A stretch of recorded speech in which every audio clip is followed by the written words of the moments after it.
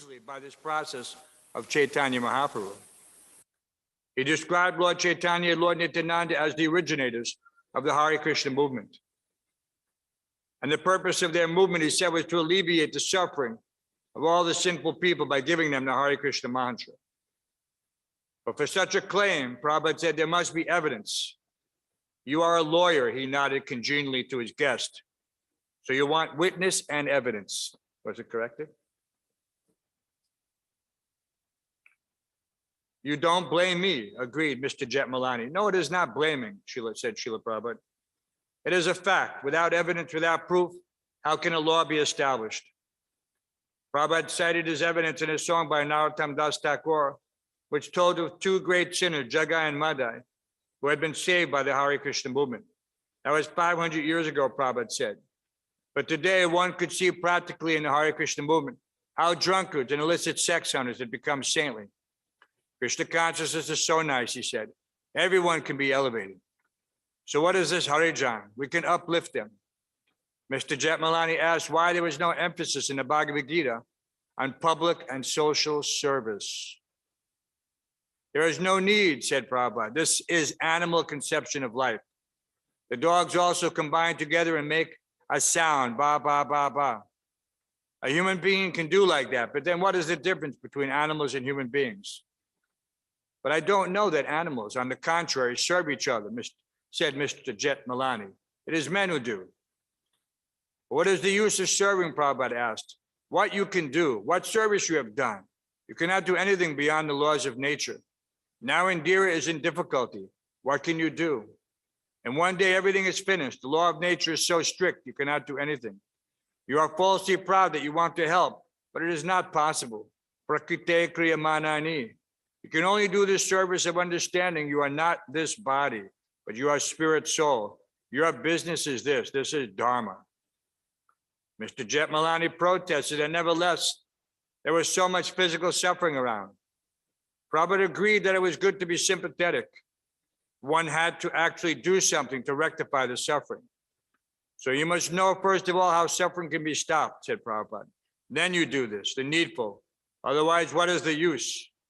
If you do not know this method, Dukalayam Shashwatam, I think you have read the Bhagavad Gita. Mr. Jetmalani said he had. He could not understand yet exactly how the Bhagavad Gita could be so practical, but he was listening respectfully to Srila Prabhupada and appreciating his staunch conviction. But after a few minutes, he prepared to leave. Anyway, he said, I will be in touch with your Giriraj. Prabhupada continued preaching and simultaneously asked that prasadam be brought for Mr. Jetmalani. Sir, said Mr. Jetmalani, I will take leave of you, and with your blessings, I hope we shall soon be. And Prabhupada continued, we are preaching Krishna consciousness without any sectarian motive, said Prabhupada. This is unity on the spiritual platform. Try to understand. Mr. Jetmalani said he hoped that he could be of some use to Prabhupada's movement. Yes, said Srila Prabhupada, that is required, that you want to cooperate. Whatever you order at any time, said Mr. Jetmalani, so inform him, said Srila Prabhupada, and bring prasadam. At first, Mr. Jetmalani said he would prefer that the prasadam be brought down to his car so that he could hurry and get to the public meeting on time. But Prabhupada insisted that was no way to honor the Lord's prasadam. Kindly wait, he asked. Mr. Jetmalani said he did not want to eat in Prabhupada's presence, but Prabhupada insisted and explained that this was an exchange of love. Finally, when the full plates of prasadam were brought in, Mr. Jetmalani was very appreciative. He had been so busy that he had not eaten all day, and he found the prasadam very tasteful.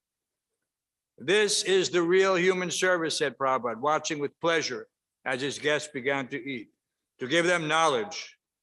Mr. Jetmalani became more relaxed and friendly, inquiring about Prabhupada's daily routine and about different aspects of how Westerners had taken to Krishna consciousness.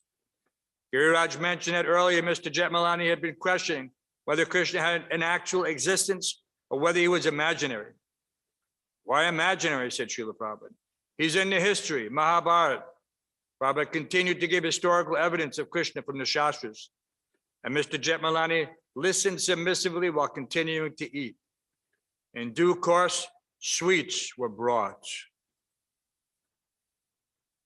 In northern India, said Prabhupada, first of all, they give sweets. So they eat sweets to the heart's content. The best way to destroy your appetite is to eat sweets first, said Mr. Jetmalani. Yes, said Prabhupada, and they both laughed. So I'm very glad that you have taken the prasadam, said Srila Prabhupada. I am pleased. Therefore, I wanted that you eat before me. It is a great pleasure. On the best of terms, Prabhupada and his guests parted with Mr. Jetmalani, promising he would confer with Giriraj about any problems. Giriraj was ecstatic. His dream of Prabhupada at the Bombay temple, transforming lion-like politicians into gentle devotees, was being fulfilled. Srila Prabhupada ki.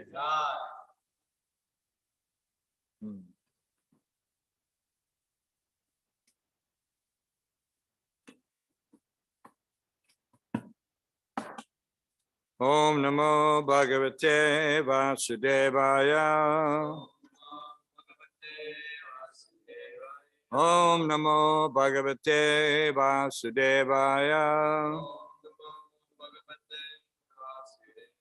Om Namo Bhagavate Vasudevaya. Reading from the Srimad Bhagavatam, 3rd canto, 12th chapter, text 28. Chapter titled, Creation of the Kumaras and Others.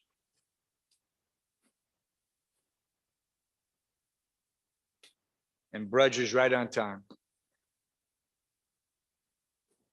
Vachang dohitarang tanvim. Vachang dohitarang tanvim. Swayam bhurharating manaha. Swayam bhurharating manaha. Akamang chakame shatak. Akamam chakame shatak.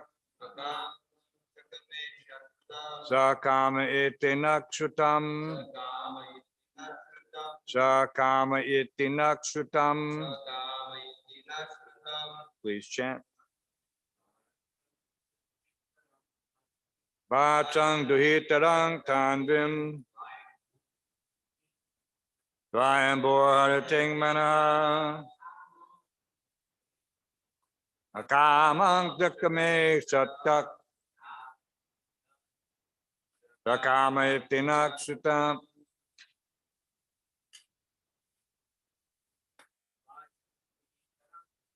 Vachang duhitarang tanvim.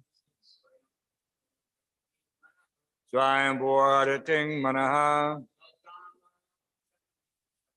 Akamang chakame shatak. Sakama iti nakshutam. Vachang duhitarang tanvim. Svayambhurharating manaha. Akamang chakame shatak. Sakama iti nakshutam. Vachang duhitarang tanvim. Svayambhurharating manaha. Akamang chakame shatak. Sakama iti nakshutam. Vacham. Vak. Duhitaram. Unto the daughter. Tanvim. Born of his body. Swayambhu. Brahma. Haratim. Attracting. Mana. His mind. Akamam. Without being sexually inclined. Chakame. Desired. Shatak. Ovidura. Sakama. Being sexually inclined. Iti. Thus. Na. We. Shrutam. Have heard. Translation and purport by His Divine Grace A.C. Bhaktivedanta Swami Prabhupada. O Vidura, we have heard that Brahma had a daughter named Vak, who was born from his body and who attracted his mind towards sex, although she was not sexually inclined towards him. Purport. Balavan Indriya Grama Vidbang Samapikashati. Bhagavatam 9:19-17. It is said that the senses are so mad and strong that they can bewilder even the most sensible and learned man. Therefore, it is advised that one should not indulge in living alone, even with one's mother, sister, or daughter. Vidvangsam apikashati means that even the most learned also become victims of the sensuous urge. Maitreya hesitated to state this anomaly on the part of Brahma, who was sexually inclined to his own daughter. But still he mentioned it because sometimes it so happens, and the living example is Brahma himself. Although he is the primeval living being and the most learned within the whole universe. If Brahma could be a victim of the sexual urge, then what of others who are prone to so many mundane frailties? This extraordinary immorality on the part of Brahma was heard to have occurred in some particular kalpa, but it could not have happened in the kalpa in which Brahma heard directly from the Lord the 4 essential verses of Srimad Bhagavatam, because the Lord benedicted Brahma after giving him lessons on the Bhagavatam, that he would never be bewildered in any kalpa whatsoever. This indicates that before the hearing of Srimad Bhagavatam, he might have fallen a victim to such sensuality.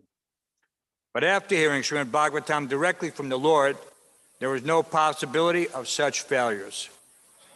One should, however, take serious note of this incident. The human being is a social animal, and his unrestricted mixing with the fair sex leads to downfall. Such social freedom of man and woman, especially among the younger section, is certainly a great stumbling block on the path to spiritual progress.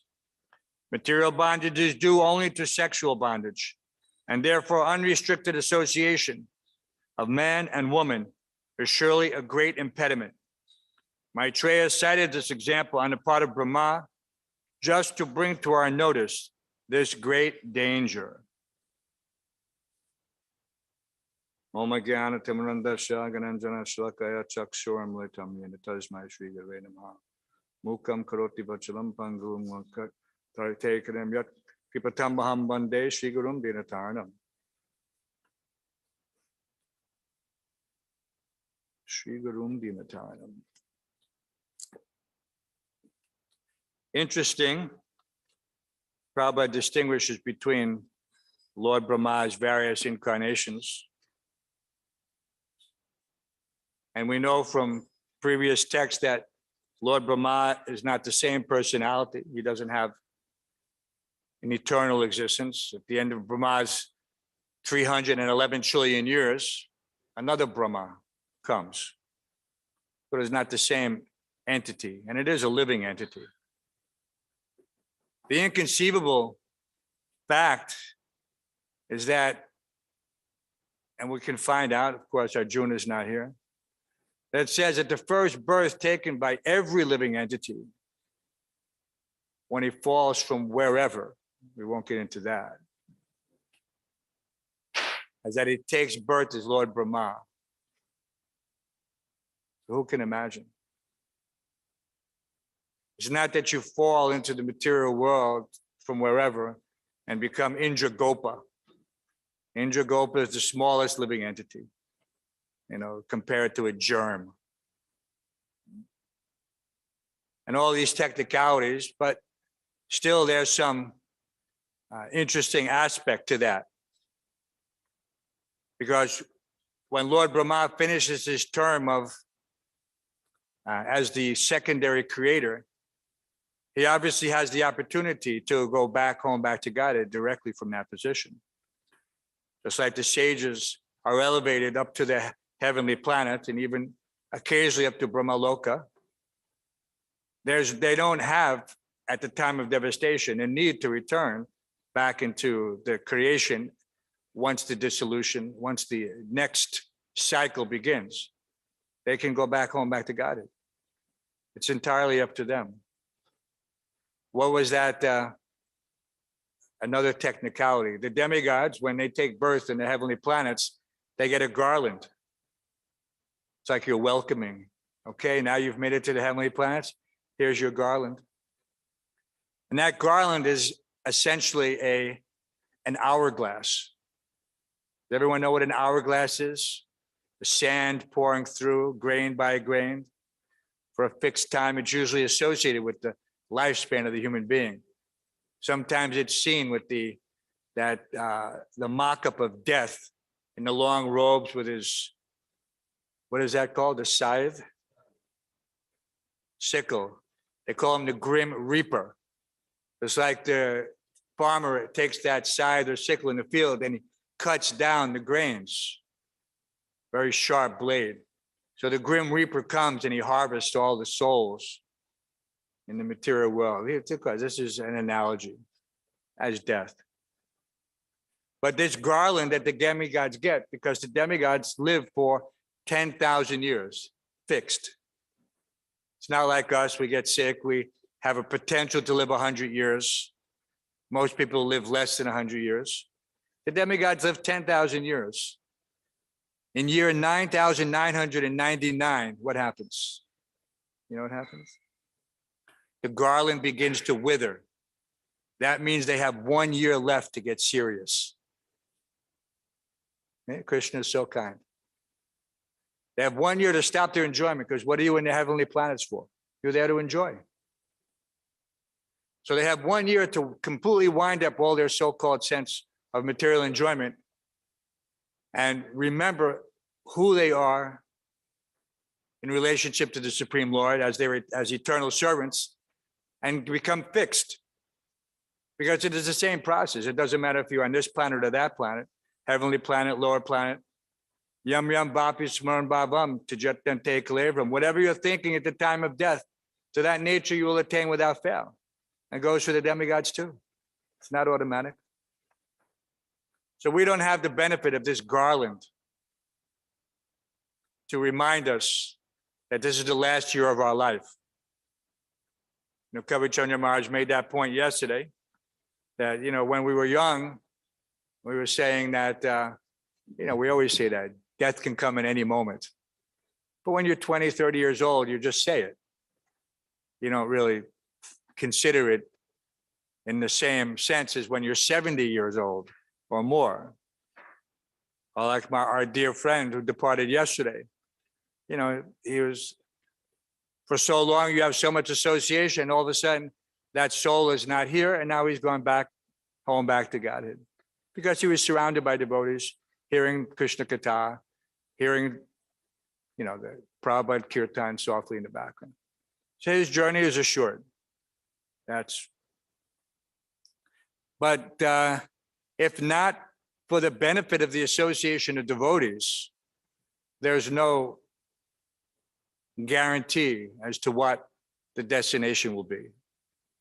So this is the import.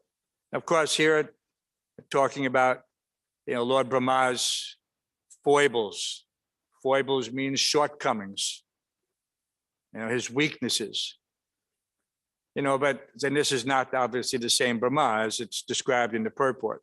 So there's many Brahmas. So at one point, this Brahma, and this story is a little more elaborate, it will continue on. But yet we see that whatever is there in the secondary creator is also there in the creation. And so therefore this tendency is there. And so the sex urge has to be carefully controlled. But it is not so easy. One does not just snap his fingers and say, okay, I'm done with this now. You know, I understand Krishna consciousness, you know, theoretically, I can appreciate Prabhupada was constantly in the early days when you listen to the Bhagavad Gita classes on 2nd Avenue and hear Prabhupada constantly, several times in the same lecture, Deyino Sminyata Dehe, just all the time, you know, 3-4 times in the same lecture, you know, in between telling people to sit down. And that we can just imagine how he had to deal with it. And he's going on, why aren't there intelligent people coming? Because that's a subtle swipe at us, because, you know, we're the stand-ins at that time. You know, we came, of course, very eager, enthusiastic, understanding the basics of the philosophy, pushing on the movement as best we can. But Prabhupada was always wondering, hoping that when will these top so-called class of men take to the process of Krishna consciousness? And of course, we see that still those persons are not there. When we go to speak to the government in India, it's a common thing. You have to visit so many offices just to get anything small done. You know, just to bring some prasadam, bring some calendars, bring some diary. It's a whole routine. It's been perfected over the last 40 years. You know, and they expect it. When they see ISKCON members coming, they know, okay, we're going to get prasadam, we're going to get a calendar, we're going to get a diary. You know, and that's the standard. But, you know, what we really want to do is impress upon them the scope of Krishna consciousness, what we're really trying to do. When we may be asking for some small concession, but we really want them to take the Krishna consciousness. And we're hoping that by the association of prasadam and whatnot, that they'll become soft. And it has happened. We have had such success like that, where people become so impressed by the fact that these Western devotees have taken the path to Krishna consciousness, that they feel some inclined to maybe take a second look at the philosophy which is coming from India itself. But but back to this point of Lord Brahma being attracted, and the same going for all living entities within the material world. And it's not just that it is only the male that should not be with it's also the female. This sex urge is indiscriminate. It's not that it's a matter of fact, it has a different capacity depending on the body that one is in, whether one is male or female. In certain cases, we can understand that there's greater temptation, you know, on the part of the woman. So therefore, the woman is always supposed to be under the protection of the male members of the family. And therefore, the male members have to be strong because they have a duty. And we see what happens in, Krishna says clearly in Bhagavad Gita that the ruination of civilization is what? Varna Shankara, unwanted population. And what is unwanted population? It comes from the unrestricted mixing. And this is what's meant here. So this, of course, you could have told that to Mr. Jet Malani, that your real problem is this unrestricted mixing, which is creating this Varna Shankara, which is in turn creating the slums that surround Bombay. It's not just due to some socioeconomic situation. It's due to unwanted population. And the answer is not abortion, because that's the answer. Now they just want to just eliminate the inconvenience. For them, the living entity is just an inconvenience. And so by any means, if we can eliminate, then therefore, you know, take advantage of the situation, of the relaxed moral sensitivities of the less intelligent class of politicians who have no, I mean, what is politician? Polity is not a class of person. It is you can say, a means by which governance takes place. And politicians, unfortunately, are supposed to be persons who are imbued with certain intellectual capacity for philosophical understanding, you know, to appreciate the actual purpose of life. But as we see, these, just by that one consideration of abortion, we can understand that none of them are qualified, practically speaking, because they don't know what life is. And so if they don't know what life is, how can they be a responsible, what can you say, monitor, for the affairs of so-called human civilization. So this is ultimately the downfall. And we've seen so many civilizations collapse, as a result of this immoral activity. Because ultimately it is the politicians condoning it that allows it to take place. More and more they just agree to give up any sense of moral guidance. And therefore the civilization becomes more and more, you could say, downgraded. So this is very unfortunate, that the volume needs to go up, Jimmy. No, it's good. So what needs to go up? This voice. So that's also this board, the mic. All right, I'll just speak closer. So we have to just, we don't want to follow the wrong example. And this is very difficult when the so-called leaders of society, so yad yada charity shreshtas, whatever the great men do, the common men follow. But these so-called great men, they're not great, but they're put forward as great persons, as examples. And yet they have no godly qualities. And so following them is like the blind leading the blind. And so they're immoral, and therefore the whole civilization becomes immoral. So this is rapidly becoming the norm. And therefore, more and more, you see things take place because of a disregard of the sanctity of life. You cannot condone the murder of the child in the womb and then expect the person to think that, well, what's the difference between the child in the womb and the child at 8, 9, 10, 11, 12 years old? What's the difference? Abortion now or abortion 10 years later, it's the same thing. Right? If you can kill at this age, you can kill at that age. So that, because they don't understand that, therefore you see all this killing. People have no understanding of the value of life or the consequences of taking life. So if they would see that there's some consequence, not just the natural consequence, because why do people commit sinful activities? Because they do not understand karma. Right? If a person actually understood that by killing this child in the womb, I have to take birth and be killed in the womb myself, then do you think many people would do that?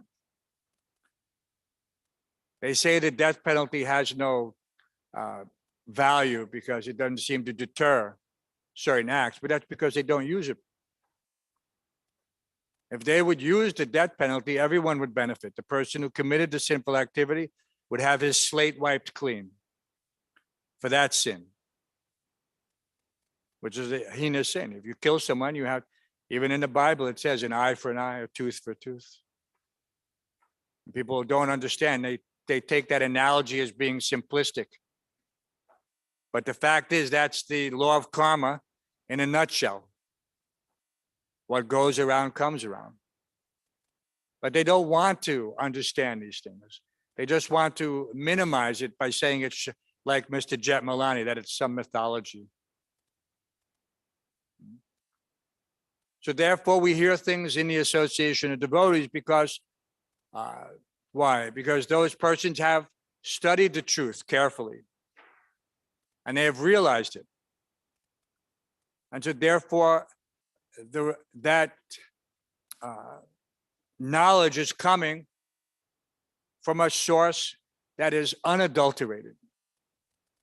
This realization and this experience has so much value. And although innately we know that there's the elders of society were formerly the wise men, because they had survived up to that point through thick and thin.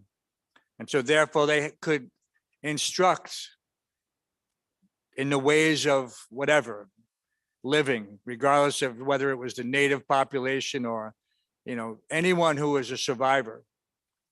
He was given some respect, but nowadays that respect is absent. Now they just want to put the old people in the nursing home and forget about them. They don't value their life's experience, whatever it is, even on small things. They want to make, and this is a problem, because if you don't have at least some perspective historically, then the tendency will be to repeat the same mistakes. Wars don't just pop up all of a sudden. They happen the same way almost every time. And someone can look and see that, okay, why aren't we avoiding this situation?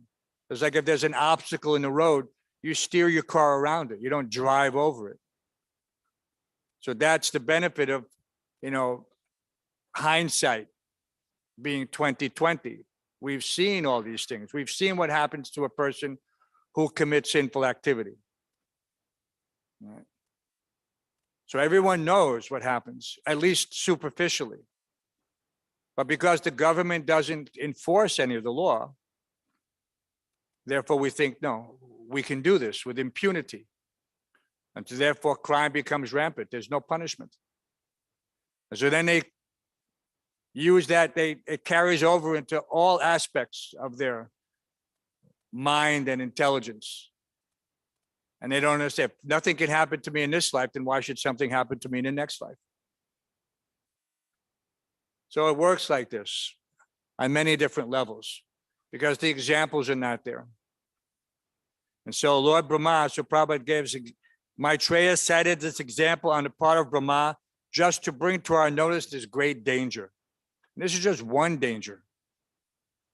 Yeah, the danger of, attraction. What's it in common language that's called incest.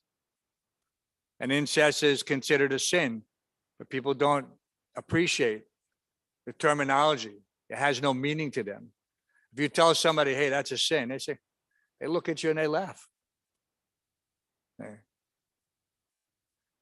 They could care less because they do not understand the law of karma. And of course, it's not our business to go around and educate people on that aspect. First thing is to try to get him to understand how he's not this body. Because Prabhupada emphasized that, and you hear it in every single lecture in the early days. Because once they have that awareness, then real knowledge can take place.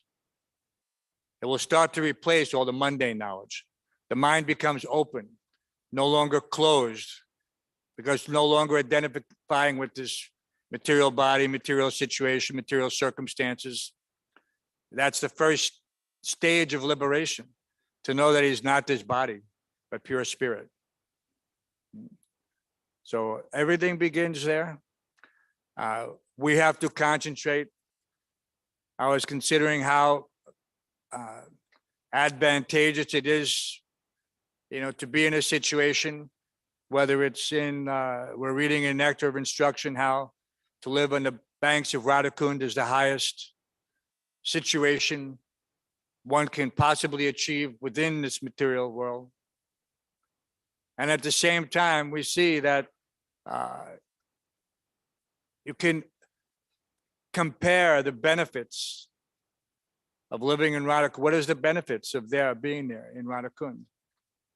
If one is alone, we know that this holy place was excavated and bathed in by Lord Chaitanya himself.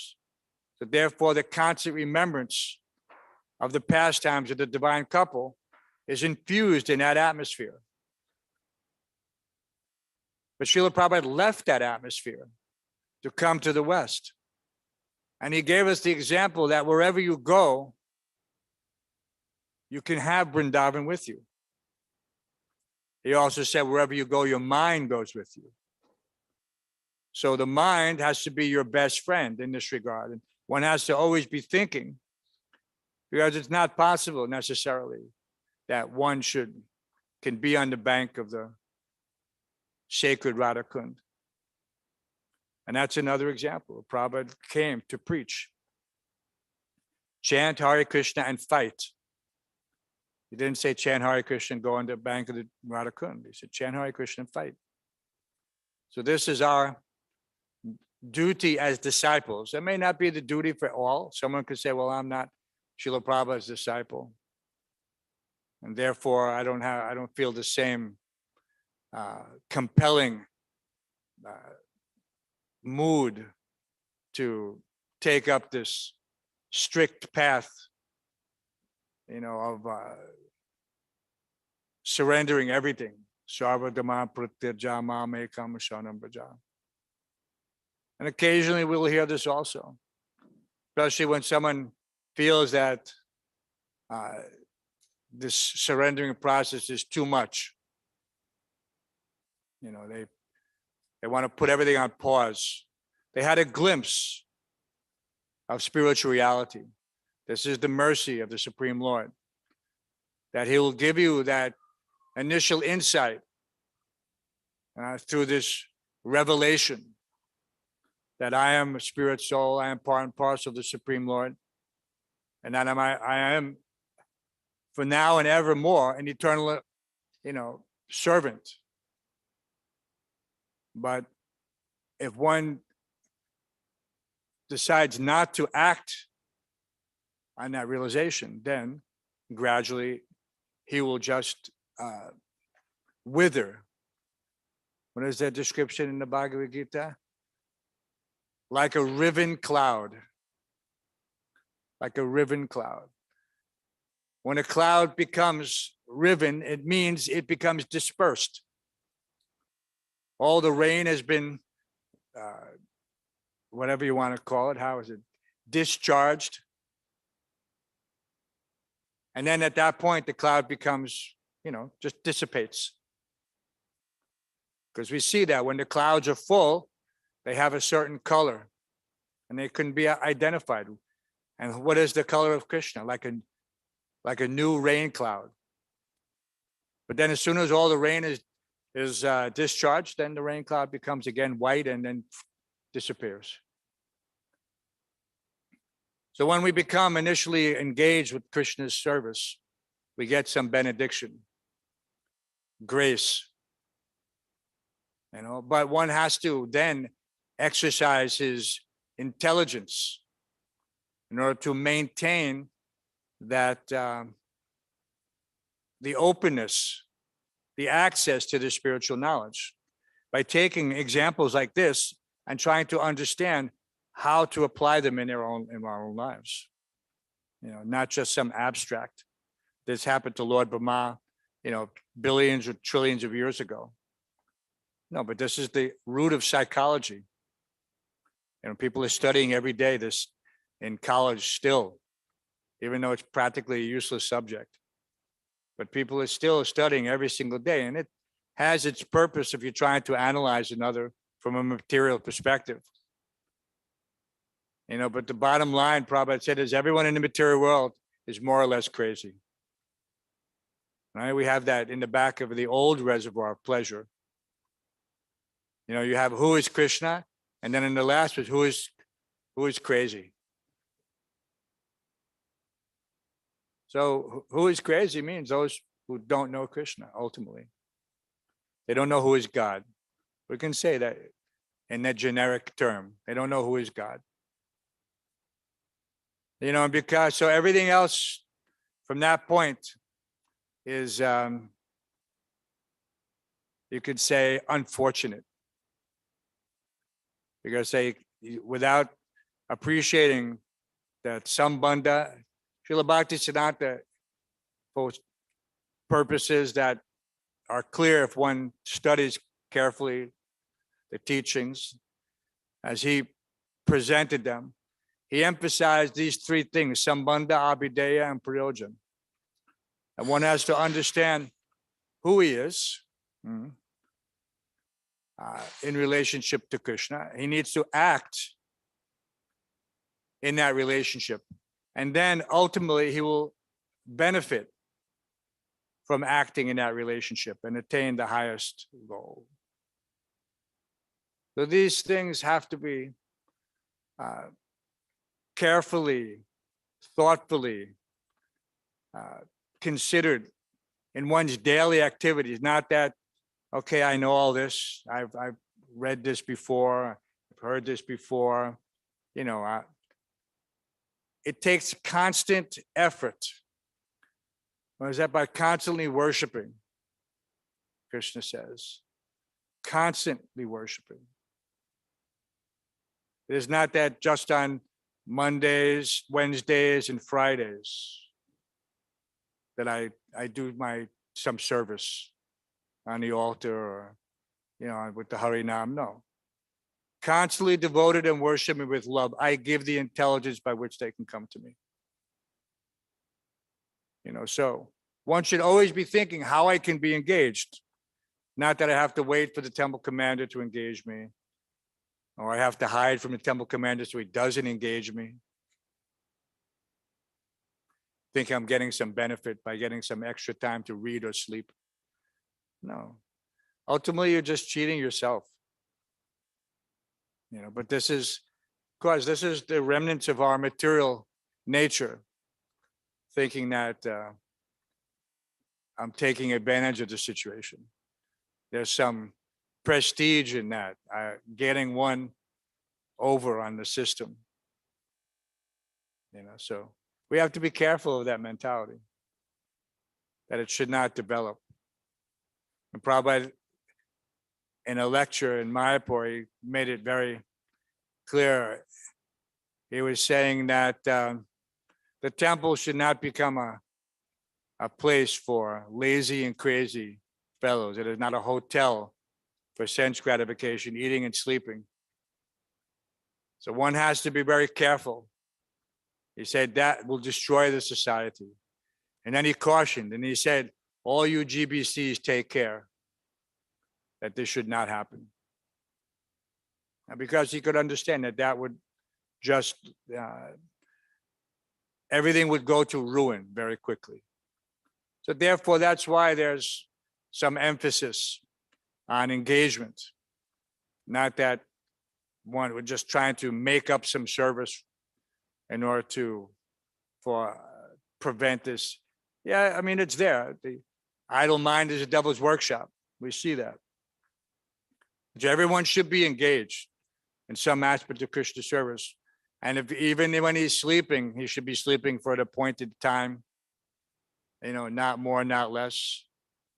Just like the Bhagavad Gita says, everything is in moderation. Don't sleep too much, don't eat too much. Don't sleep too little, don't eat too little. One has to find that balance. But he should do it in such a way that he's making continuous advancement. And of course, at a certain point, he will have to confront the situation when he all of a sudden realizes, why don't I have a taste for doing this service? What happened? Why am I thinking more about the material situation, about my previous activities? Why am I waxing sentimentally about my former life? You know, so this is the beginning of the end of one's spiritual journey, because that type of impure reminiscence will completely pull him away from spiritual activities. And that's how Maya works. She plays upon she uses everything that's in your mind against you. All your memories, all your sentiments, all your attachments. So therefore you have to give up these attachments. Because any one of them can be used to drag you down. And this is not to say that this is an easy thing. No, it is not. Everyone is attached to something. And what is the last snare of Maya? One thinks that he is completely independent, which means that he thinks he's God. The last snare of Maya, to think that I am the master of my destiny. And how foolish is this? No one is the master of his destiny. When he walks out in the street, he has no idea what's going to happen that day. He cannot command the trains to come before him at their so-called appointed times, nor can he see how, and change the course of the sun or any of the planetary systems. None of these things. He cannot do even the most insignificant things. He cannot delay the call of nature. But still he's thinking, I can somehow or other make it in this material world. I'll just make some adjustments. I'll become rich. It's such a futile endeavor. But if one is reading Bhagavatam, he will not get this misconceptions. There's what's that verse? Atak pumbir dvija shesta varnashama vibhagasaha sanustatasya dhammasya sangsiddhir hariturshanam. So whatever one's occupational duty is, so-called occupational duties, if he does not please the Supreme Personality of Godhead, then it is useless. It is useless. He has to satisfy Krishna. And if he thinks he's satisfying Krishna by trying to cheat Krishna, by not giving, by not surrendering fully, then he's only cheating himself. But therefore, we have this opportunity in the human form of life. Everyone remembers when he came to the temple at first, and maybe he even remembers when he realized that I should surrender, and then taking those steps to do so. And that is a constant, continuous effort. It is not that now I've surrendered. No, it doesn't work like that. If it worked like that, we'd all immediately have our spiritual bodies presented before us. Okay, you've surrendered. Okay, here's your Vimana. Here's your Pushpa Vimana. Just step on in and go back home, back to Vaikuntha. We saw, when Ajamil, when he was confronted with the reality of the situation, it's not that he was liberated at that point. He was liberated, but he wasn't relieved of his past sinful activities. They just Yamadutas were hands off, and the Vishudutas said, okay. And he was left. He got a second chance, right? Aren't we distributing that book? A second chance. So that second chance is you put everything right. And you 100% surrender, right? Prabhupada used that term, 100% surrender. And then when he finally was ready and finally purified, then he got the escort back to the spiritual world. Amazing, right? Jamil was no ordinary sinful personality. So that's another example. So these particular stories are in the Bhagavatams for specific reasons, to attract our attention and to give us hope that regardless of our situation, however it may be, however we want to categorize or whatever led us to Krishna consciousness, because many people come for different reasons and from different circumstances, and this is not, we're not all coming in with clean hearts, so to speak. But the opportunity to clean the hearts is there in Krishna's kitchen, down among the pots. Prabhupada said, if you clean these pots, you clean your heart. So this is not just some saying that, what's his name? Allen Ginsberg called Srila Prabhupada's pithy sayings, Hindu granny wisdom. Hindu granny wisdom. Because Prabhupada would say such things that had such meaning. And of course, nobody had any understanding where they were coming from. But they were all coming from the Vedas. And of course, from Prabhupada's practical realization, everything was there. And not just, we say practical realization because from our perspective, all of this is, from within his, Krishna is directly guiding him. And how he was able to change the mind of all these fallen conditioned souls in the Bowery and the Lower East Side. Now it's a matter of history. But it's a fact that obviously you judge a thing by its results. So this was not ordinary. So that Hindu granny wisdom cut right through so many layers of misconception and liberated so many fallen conditioned souls, 100 times worse than Jagai and Madai. So how powerful this process is. So we simply have to take advantage. And therefore, that's why we maintain this temple. So it all comes down to what is our duty? We have so much, someone can think, let me pick and choose. Well, I want to do this duty.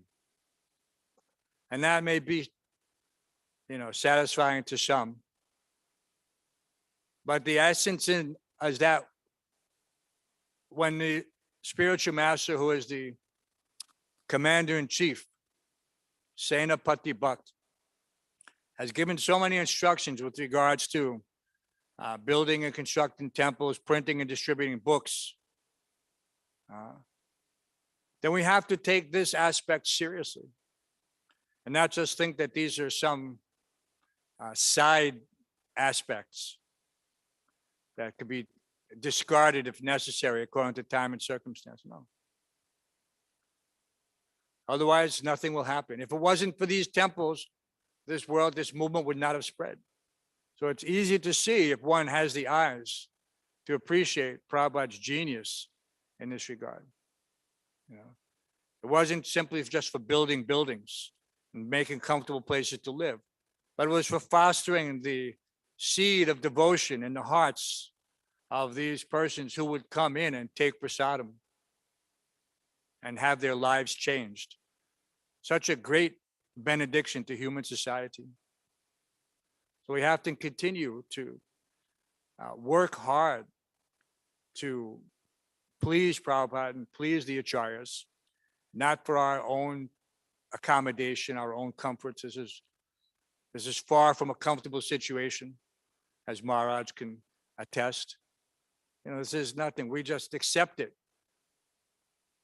as Krishna's mercy in order to execute our duty. But I'm sure that everyone here could find some more comfortable place to live. But life is not meant for comfortable living. Life is meant for self-realization. All right, everyone has seen the old shelter t-shirt back from the 90s. It says, what does it say? Self-realization, not sense gratification. Self-realization, not sense gratification. So that's our motto. Simple living, high thinking. So this is as simple as most people will get in the city. So you've already got 50% of the equation done. Now, high thinking. And that means reading, chanting, and distributing Prabhupada's books. Because by distributing these books, one will get the blessings of the acharyas. And he will make advancement on this path, and he will ultimately go back home, back to God. So this is the guarantee. It's not just I'm not saying this. But all the acharyas have said this.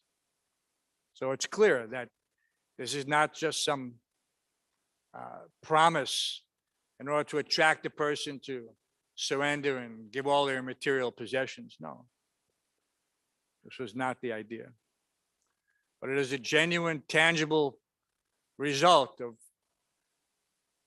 following faithfully the spiritual path as chalked out by the Mahajana Yenagatak Sapanta.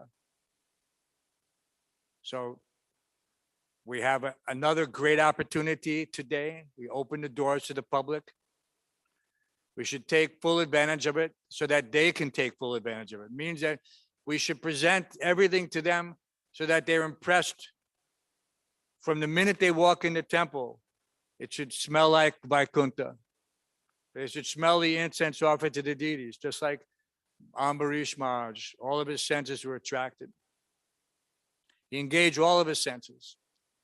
So everything should be there. The eyes should be attracted. The nose should be attracted. The ears should be, everything should be attracted. So that is our goal, so that everyone who walks in the temple is impressed that all this Krishna conscious movement is quite nice. And of course, then they're going to taste the prasadam. And so especially the halava must be first class. I have practical experience. And halava has made more devotees than any sabji.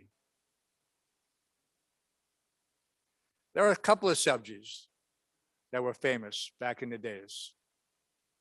Agni Dev used to had this one sabji, French fried, sweet potatoes, French fried, Idaho potatoes, deep fried in ghee, smothered in sour cream. Sometimes he would throw in some bell peppers, also fried, right? And maybe, if he was feeling a little, maybe even some cauliflower, but mostly just French fried potatoes, sweet potatoes, white potatoes, and the green peppers for some color, green and orange pepper. And the sour cream was perfectly chunched. Asafoetida, salt, black pepper. Us. And devotees could not get enough, not just devotees, the guests. Nobody could refuse that prep.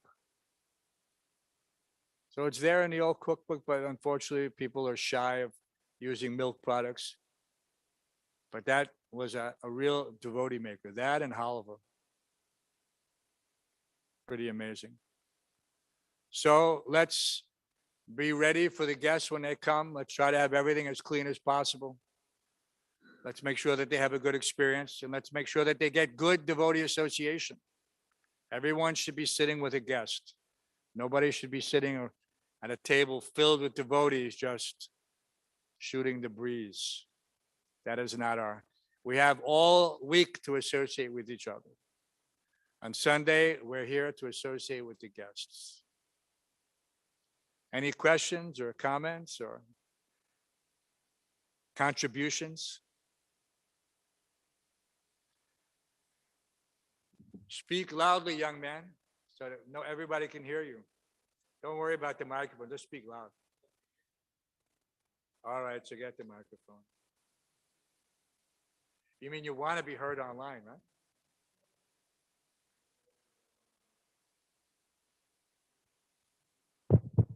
Law recognizes Gopal Champur.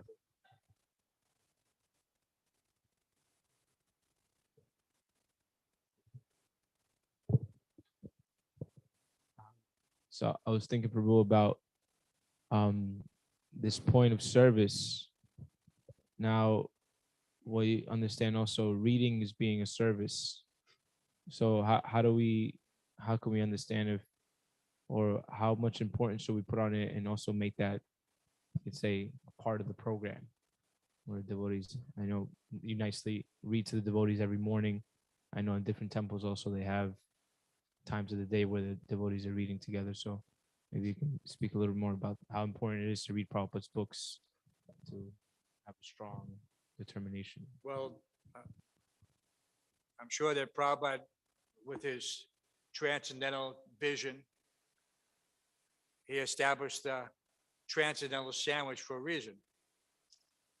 Because he was making good use of these young bodies that we had back in the day to go out on Sankirtan for 12 plus hours on the streets, distributing, chanting. And of course, before going out, we had Srimad Bhagavatam. We would also read during breakfast. And then when we came back, we would have Kirtan and Bhagavad Gita class. So that means 2 times in a day, at least for 45 minutes each, practically, you are reading for hearing or reading for 90 minutes, just by following the program. So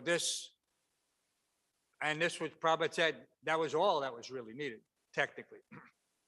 But of course, if one is so inclined and he has, what did Prabhupada say when devotee said, Prabhupada, we don't have enough time? What did Prabhupada say? Eat less and sleep less. He didn't say try to avoid service.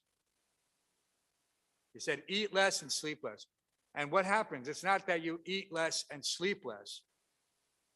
It's that if you eat less, automatically you will sleep less. So he was simply trying to get us trained in such a way that we would be ready to utilize any time we found by chance. Like, okay, instead of sleeping till 4:29 and coming to Mangal Arati at 4:50, just before the doors close, you wake up at 3 and you read or chant for half an hour after you get dressed and ready. You've already got this extra time instead of this, my son, we're in the military, so on a submarine, you don't get unlimited hot water or any type of water. Everything is made on the boat. They have desalination, the whole plant that extracts fresh water from the salt water. And it's used for everything. It's used for cooling the reactor. It's used for showering, bathing, washing, cooking. So it's a precious commodity. You're underwater for 77 days. It's not that you can come up and in the middle of the ocean, you're going to get fresh water. No, it doesn't exist. So everyone is restricted, just like living in a temple, because everyone is waiting to take the shower. There's only a couple of showers. It's not like, one shower for every 10 people. There's 130 plus people on the boat. Everybody has to take the shower on different shifts, of course. So there's multiple shifts. So a typical shower in the boat is not more than 4 minutes. Okay? You can't do it. You can't. They'll pull you out of the shower. Put the next guy in. 4 minutes. Anything more than that, and what do they call it? Anybody know what they call it? Called a Hollywood shower. It's a subtle poke. You think you're a movie star? You're going to take a Hollywood shower? No. So this is the point. If you're taking 20, 30, 40 minutes in the shower, you're wasting time. You're standing under the hot water and just let it run. What kind of sense gratification is that? Prabhupada didn't tell us to do that. We were trained up to take what? 30-second showers. But even today, for most devotees, a 4-minute shower is sufficient. It's in the morning. You're waking up. You're rinsing off. You're washing the 9 gates of the body. Essentially.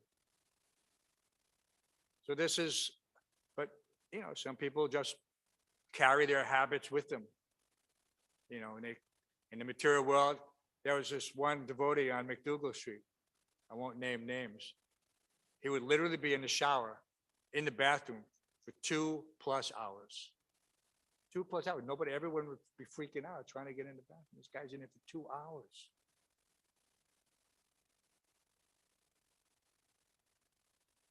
That's a waste of time. So we should try to appreciate what Krishna has given us. He's given us this life, which we have for an indeterminate amount of time, up to 100 years. He's given us, the Vedas in the most appropriate manner for us to digest easily through the Bhaktivedanta purports.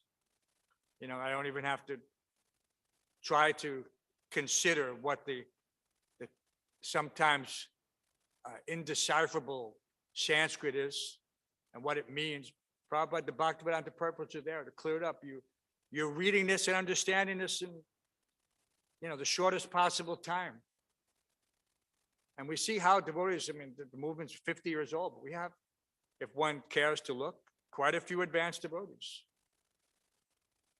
Who would have thought 50 years ago that these hippies on the street would be on the Sabha or any other deliberative philosophical aspect of our, society, trying to, establish now for future generations what is the correct philosophical understanding. So we're very fortunate to have this. Don't waste time. Even Shakespeare said it. My friend Toshan Krishna used to remind me occasionally, because he liked Shakespeare. Shakespeare must have been a devotee in his past life. So many things he said. And Prabhupada quoted him also. Many a slip twixt the cup and lip. Means anything can happen. Between the time you pick up the cup and put it to your lips, you could be dead by any number of things, whatever. And what's the other thing he used to say? That all the world's a stage and all the people are actors. That's a very simple saying, but yes, when you think about it, everyone's having their lines given to them by Maya, and they're just acting out. Right? Even people in the street say that. What do they say? They say he's just acting out. Right? I've heard that. Right, John, you've heard that? On the street, they say he's acting out.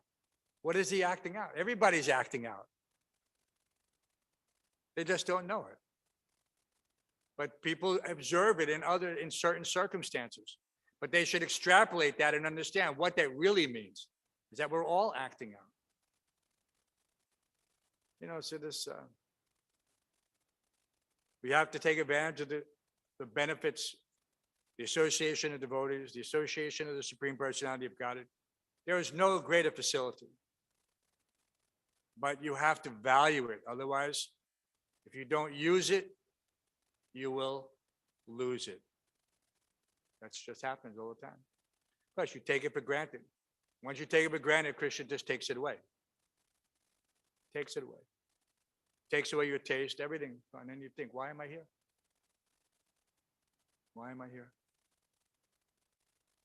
So, any other? It's already late, 9:20. Everyone's already chanting the prayer downstairs.